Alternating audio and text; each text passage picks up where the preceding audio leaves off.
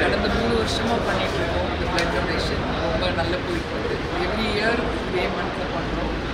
So first year start பண்ணுறப்ப 50 people, last year வந்து 100 people பண்ணியிருப்பாங்கன்னு நினைக்கிறேன். இந்த 200 பீப்புள் ஸ்டார்ட் பண்ணுறாங்க.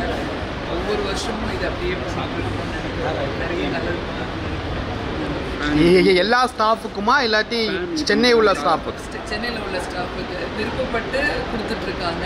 அவங்களுக்கும் ஒவ்வொருத்தரும். ஆனால் இது அப்படியே இம்ப்ரூவ் பண்ணி இந்த நெக்ஸ்ட் இயர்லாம் 300-400 பீப்புள் கவர்மெண்ட் ராயப்பேட்டை ஹாஸ்பிட்டல்லேருந்து வந்து கொடுத்துருக்காங்க. ஸோ எம்ப்ளாயிஸ் மட்டும் தான் பண்ணுறாங்க, வெளியிலேருந்து வாலண்டியர் பண்ணுறோம்.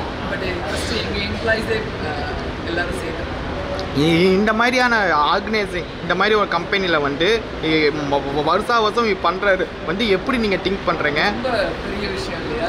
எல்லா ஸ்டாஃபுக்கு பண்ணுறதுங்கிறது இது ஒரு சர்வீஸ் மாதிரி தானே. ரொம்ப மனசுக்கு திருப்தியாக இருக்கும்.